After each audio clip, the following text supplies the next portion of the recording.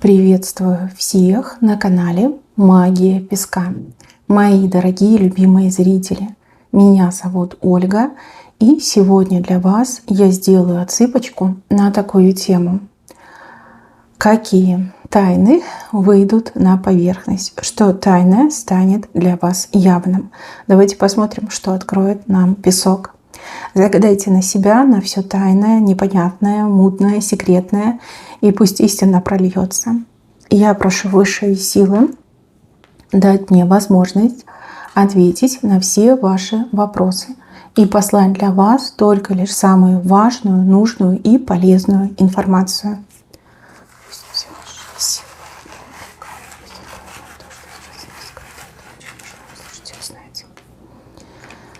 Так, тайны. Что тайное станет явным? Какие тайны выйдут на поверхность? Смотрите, показываю человека, буквально слезами умывается. Человек, который оплакивает свою глупость, свои ошибки и свое какое-то превратное отношение к вам. Смотрите, у кого-то отыграется, что этот человек что-то такое сделал, да, негативное, там, поссорился с вами, либо несправедливо к вам относился, либо не послушал ваших советов, ваших наставлений, а теперь, как, знаете, расплачивается, да, столкнулся с жесткой реальностью, либо столкнулась. И все, что остается этому человеку делать, так это слезами умываться, да, потому что других вариантов не осталось. По глупости, по незнанию, по самодурству, по еще каким-то, да, там, критериям этот человек допустил фатальную ошибку. И за эту ошибку придется еще очень долго расплачиваться. Вы же со своей стороны ничего плохого этому человеку не делали. А наоборот, мне кажется, что вы хотели помочь, подсказать, что вы хотели, наоборот, иметь хорошие отношения с этим человеком. Да? Не входило в ваши планы там, ссориться, ругаться, либо входить в состояние конфронтации. Но человек сглупил, теперь сидит и плачет. И человек очень стыдится своих слез, да, чтобы, не дай бог, там никто не узнал. И уж тем более вы.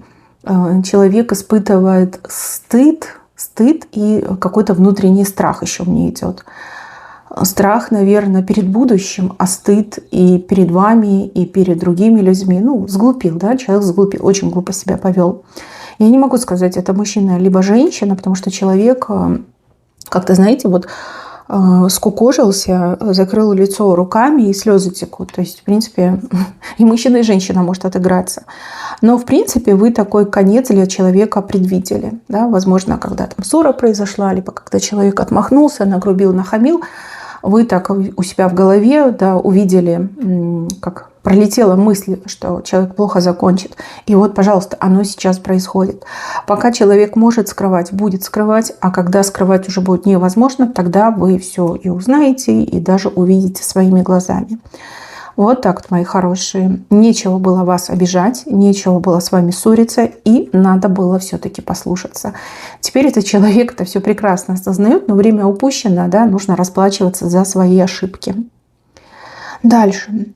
Показываю двух людей, которые пытаются усидеть на одном стуле. Стул, да, табурет, что-то такое, да, вот на чем сидят. Этот табурет, он какой-то очень маленький, и еще, знаете, вот как будто бы не на 4 ножках, не на 3, а на одной. Да? И этот табурет, он реально уже шатается. И эти два человека вот-вот и рухнут. При этом эти люди себя расхваливают, рассказывают, какие они успешные, что они там самые крутые, самые там звездные, самые богатые, самые там профессиональные. В общем, уже хруст этого табурета слышен. Просто вот в воздухе, да, звук летает. Но эти люди, как актеры, да, играют свою роль до конца играют. И пытаются, вот как в последний этот уходящий вагончик, запрыгнуть. То есть какой-то, скорее всего, обман, развод, мошенничество. И я вижу, что у них вот ненасытное желание поскорее вот набить карманы, да, наесться, нажраться. Вот. И люди могут из-за этого страдать. Если вам предлагают какие-то варианты рискованные, непонятные, обучение, курсы, решение ваших проблем за деньги, предлагают какую-то помощь за деньги, лучше обождите. Обождите буквально там, пару суток, да, может быть, дня 3-4 максимум. Обождите, и этот табурет, он просто рассыпется в труху. Эти люди с треском упадут, и все раскроется. Да? Вы можете сэкономить свои деньги. Понятно, что мошенники настолько владеют техниками там, гипноза, внушения, умеют, да, они там специально этому и учатся, и всякие НЛП используют. То есть вы можете быть под влиянием этих людей и хотите, например, им свои кровно заработанные деньги отдать. Но вам нужно немножечко подождать, и табурет этот рассыпется, люди упадут, громко упадут, так что вы точно узнаете. И когда узнаете, понятно, что никакие деньги никому нести не будете. Там вообще какой-то большой скандал будет, потому что очень много людей от них пострадали. Очень много людей им деньги отнесли, и ничего назад уже не получат. Это очень обидная ситуация. Но мошенничество – это всегда очень обидно. Для жертвы особенно обидно и неприятно. И потери финансовые, и тебя обманули, развели тебя. Это очень неприятно. Но вот вам такой совет. Если вы во что-то хотели вложиться финансово, лучше подождите пару дней. 3-4 дня подождите, и все встанет на свои места. Если люди настоящие профессионалы, то ничего не произойдет, а будут работать, как работали. Если это те мошенники, которых я вижу в песке, то там будет огромнейший скандал, разнос. Даже, может, в новостях будут показывать. Да? По крайней мере, все будут об этом говорить, потому что пострадавших очень много. 2 человека, может, они пара, может, они там партнеры, может, они там, не знаю, муж с женой, либо кто-то там еще, там, родители, ребенок. Ну, в общем, они мошенники, и уже под ними шатается этот стул, табурет, и скоро он рухнет. Так, еще, что тайное станет явным? Какие тайны выйдут на поверхность? Смотрите, есть человек из вашего прошлого, который имеет намерение, скажем так, прийти к вам с букетом в виде сердца. Человек, я так понимаю, в любовь решил поиграть, либо решила. Мужчина, вас это тоже касается, просто переворачивайте на себя. Человек зайдет как-то с опущенной головой, но с этим букетом в руках. И я так понимаю, что человек придет не с предложением, а давай мы с тобой там помиримся, а давай мы там заново попробуем, а придет с предложением вот помочь, да, что-то по старой памяти для вас сделать, какую-то помощь. То есть буквально может прийти и сказать, что вот я тут случайно проездом оказался и знаю, что тебе вот помощь, да, от каких-то там общих знакомых узнал, что помощь нужна. И вот я там перед тобой виноват, либо я там мало в отношениях вкладывалась, и вот хочу тебе помочь, либо у меня есть возможность тебе помочь. То есть человек, желая вас вернуть, не пойдет прямым путем, а придумал пойти какими-то окольными стежками, дорожками. То есть через помощь. Вот смотри, я же хороший человек, да? Я нужный человек, я добрый человек, я помогаю тебе. А потом туда-сюда и начнет вас опять склонять вернуться в отношения, да, либо возобновить ваши отношения. Человек заходит с правой стороны. То есть здесь как такового злого умысла пользоваться вашими чувствами, да, пользоваться вами я не вижу. Просто, может, вы как-то жестко расстались, и поэтому человек решил вот такой хитроумный план придумать. А может быть, потому что знает ваш характер, что вы так просто не сдадитесь и не покажете этот белый флаг. Просто так не примите, да, за красивые глаза.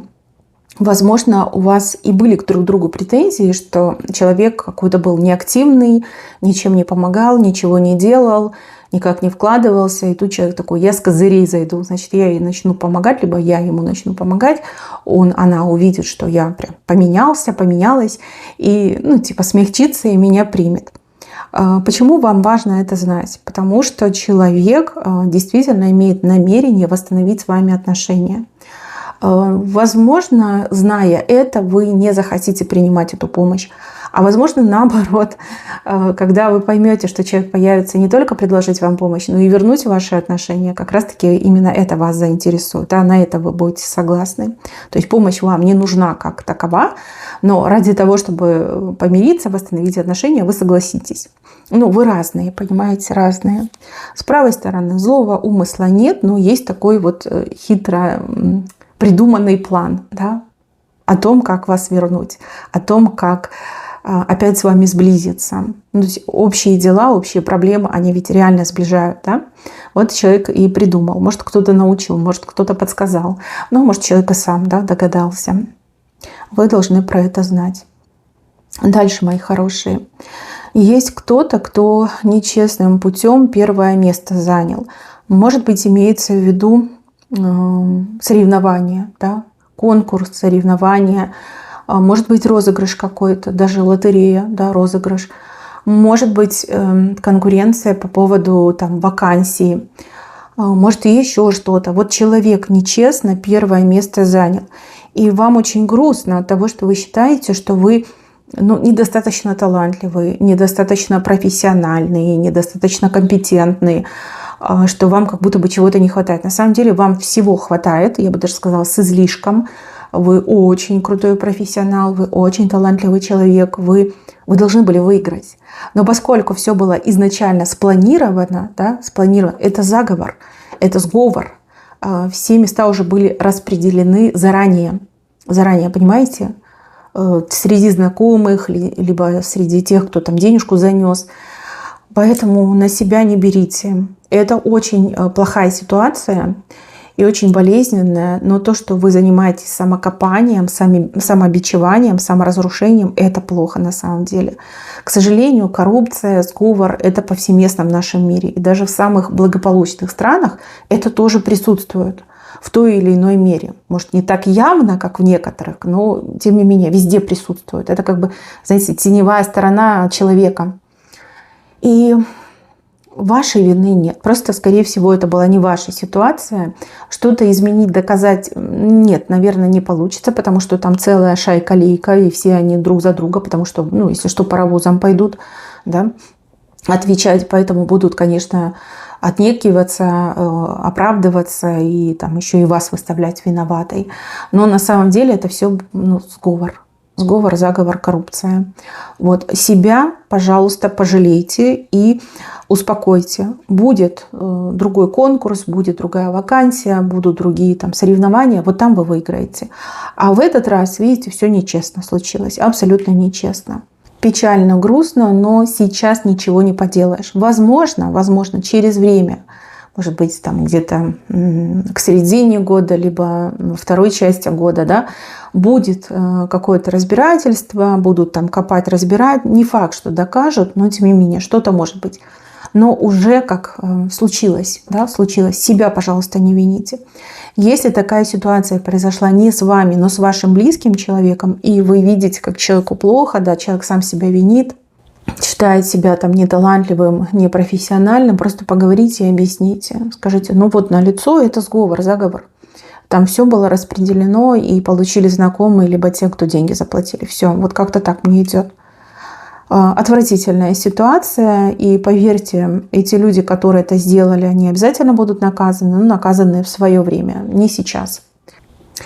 Да, очень неприятно, конечно, это все выглядит, но что поделаешь. Такие есть уродливые лица у жизни. Так, дальше. Человек, которого все как-то обходят стороной. У человека суровое выражение лица, и человек достаточно грубоват. Это может быть и мужчина, и женщина. Но показано, что все это показное, напускное. У человека огромное доброе сердце, и человек из-за своей доброты очень часто страдал. Это человек где-то рядом, либо в вашем окружении, либо там на работе, может по соседству, может даже среди родственников быть. Человек, который не персона нон-грата, скорее всего, стороной, обходить стороной, близко не подходить. Репутация, да, такая, что может там и нагрубить, и нахамить, и еще и двинуть. Смотрите, у этого человека на самом деле, как я уже сказала, да, доброе сердце. И если вы будете не бояться этого человека, а общаться с этим человеком и общаться, ну, нормально, да, хотя бы там здороваться, прощаться, ну, вот на работе как коллеги здороваются, прощаются, как-то взаимодействуют по-доброму, я вижу, что этот человек для вас свое сердце откроет. И почему это важно? Потому что за этим человеком то ли семья такая стоит крутая, то ли какие-то знакомства есть такие, что у среднестатистического человека, в принципе, да, в помине нет, даже и приближенного ничего нет. Вот, это вам в будущем может пригодиться. Пригодится, да. Я так понимаю, что вы обходите этого человека стороной, либо вы считаете этого человека максимально грубым, неприветливым, либо вам про этого человека еще и могли наговорить, что типа бойся его, не общайся, не коммуницируй, держись подальше. А на самом деле этот человек замечательный, добрый, открытый и комфортный. Да, вот для тех, кого впускает в свое сердце. И плюс такие связи, извините, на дороге не валяются, обязательно вам пригодятся, но если не вам, то, не знаю, вашим родственникам, там, детям пригодятся. Да, надо общаться. Быть немножко вежливым и учтивым – это же нетрудно, да, на самом деле. И никого не слушать. Не давайте никому возможность на вас влиять, либо выходите из-под чего-то влияния. Живите своим сердцем. Да? Вот сердце же, оно чувствует, где хороший человек, а где плохой. Что грубость показная, что человек на самом деле ничего плохого не делает, да, просто действительно закрывается от тех, кто им пользовался, либо ей пользовались. Как-то так идет. Так, и еще. Есть мужчина, который морочит голову сразу двум женщинам. Хитренький мужчина, молодец, браво, хорошо устроился.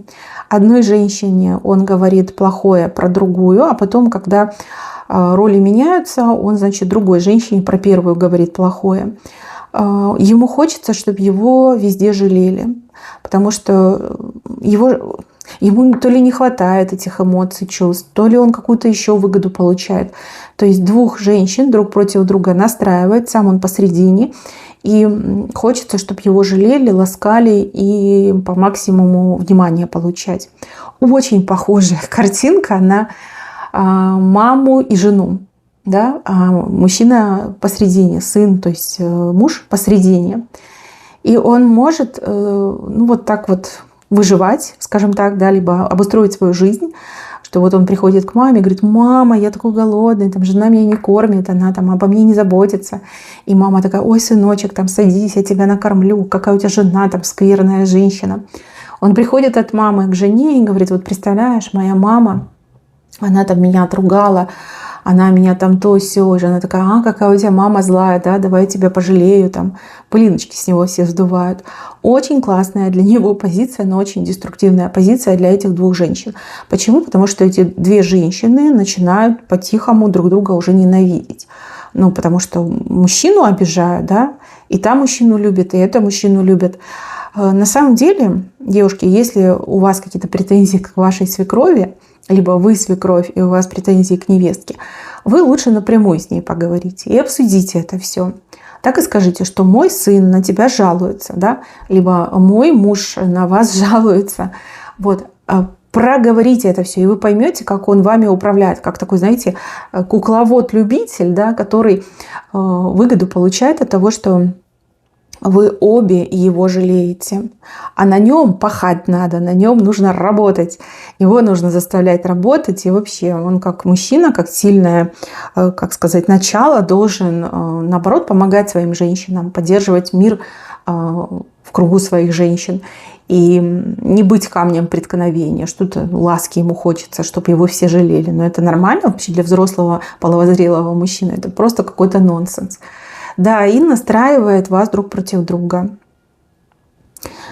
Еще, кстати, может быть ситуация, что вот один брат и две сестры, да, запросто может вас друг другом ссорить и получать помощь как и от одной сестры, так и от другой сестры. Там, не знаю, дочь и мать может так ссорить. Вот, например, он внук. Да, он внук, и он ссорит. Либо он сын, и он ссорит мать и дочь. Вот мне не нравится то, что он делает. Это неправильно, так не должно быть.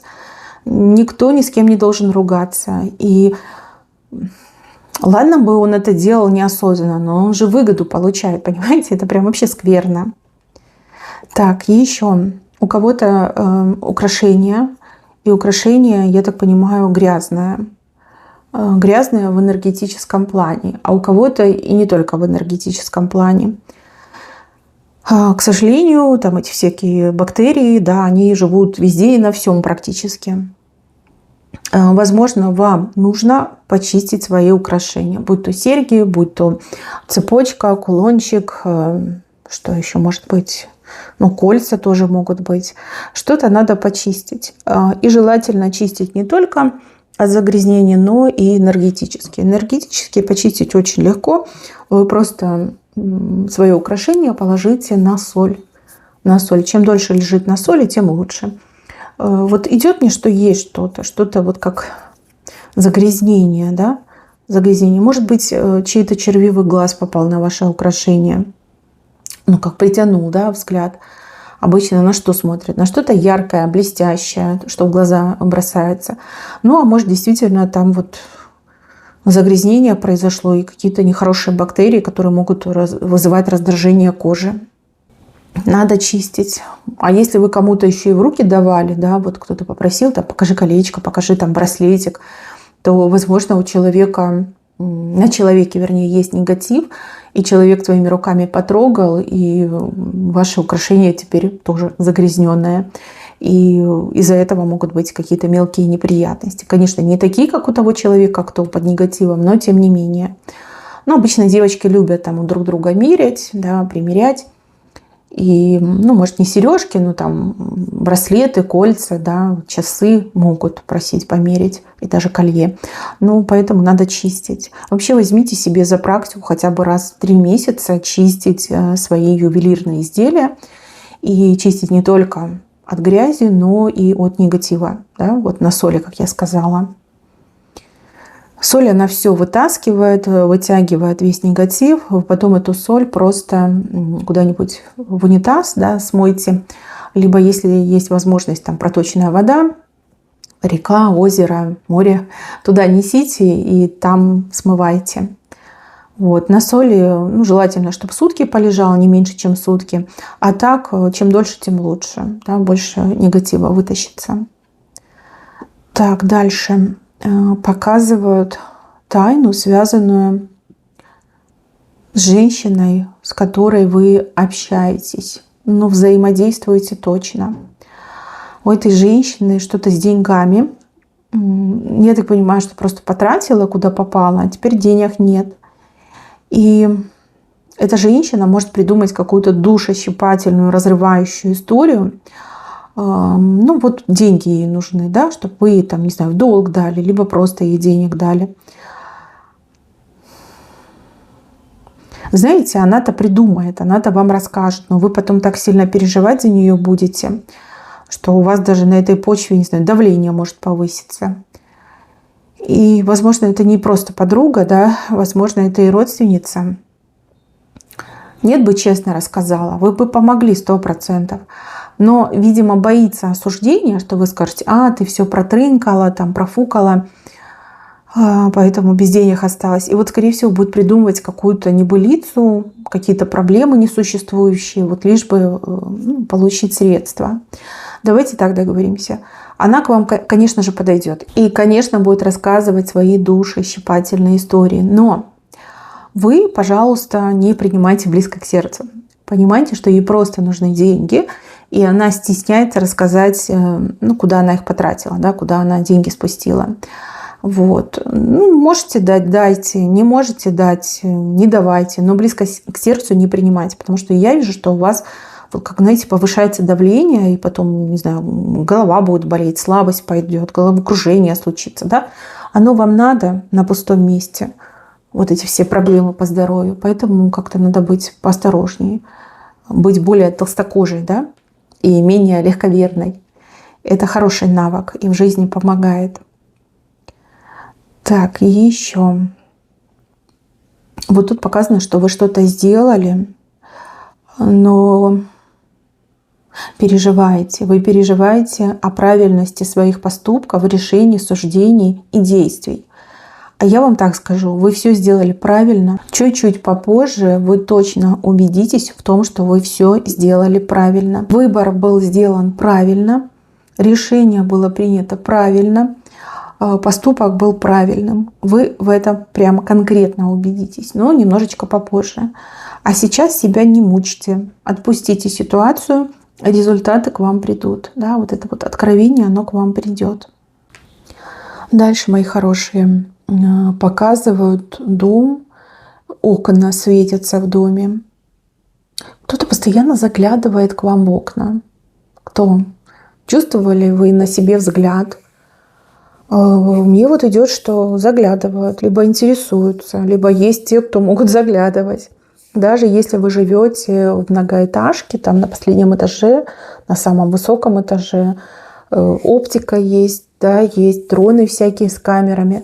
Лучше зашторивайте шторы. Не могу сказать, кто этот человек, но показывает, что интерес есть. И понятно, что если все закрыто, то человек ничего не увидит, разочаруется, уйдет. И, возможно, отстанет. А если вы даете возможность за вами наблюдать, то наблюдение может быть постоянным. И там неизвестно, что у этого человека в голове, да, на что решится, либо для чего это делает. Поэтому соблюдайте меры предосторожности и шторы лучше в доме закрывайте, особенно в темное время суток. И да, предупредите детей, если вы с детьми живете, что это важно, пусть привыкают. И ваша приватность должна быть закрыта, да, ото всех, чтобы никто даже подумать не мог, что нужно за вами следить, да, либо есть возможность за вами следить. Так, и еще одна тайна. Какие-то профессиональные консультации берет женщина, которая с вами то ли соперничает, то ли конкурирует. Мужчины, вас это тоже касается. Женщины тоже вполне себе в состоянии конкурировать с мужчинами. Профессиональные консультации могут быть как и у специалистов, там, узкопрофильных специалистов, так и, например, там, эзотерические консультации.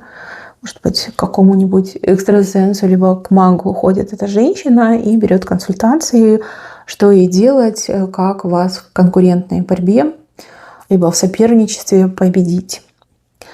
И понятно, что у нее есть сейчас фора в руках. То есть вы-то ничего не делаете, а она делает. Но есть еще и судьба, где вот четко прописано, что этой женщине никогда вас не одолеть, никогда вас не победить. Она об этом не знает, и вы об этом не знаете. Но теперь вы знаете. Что бы она ни делала, бояться вам ее не стоит. Просто оставайтесь сами собой и делайте то, что делаете. Вот. А она пусть тратит деньги, пусть там живет в своих фантазиях. Рано или поздно все ее эти фантазии и мечты рассыпятся, разлетятся на кусочки, и ничего от них не останется. Так что за это не переживать. Это ей нужно очень переживать. Не бойтесь соперничества, не бойтесь конкуренции. Вам написано победить. Чего бы это ни касалось. Там, работы, бизнеса, каких-то, может быть, опять же, соревнований, личной жизни. Да? Вот именно вам, смотрящему, смотрящей, прописано по судьбе победить. А той женщине прописано проиграть. И причем по-крупному проиграть.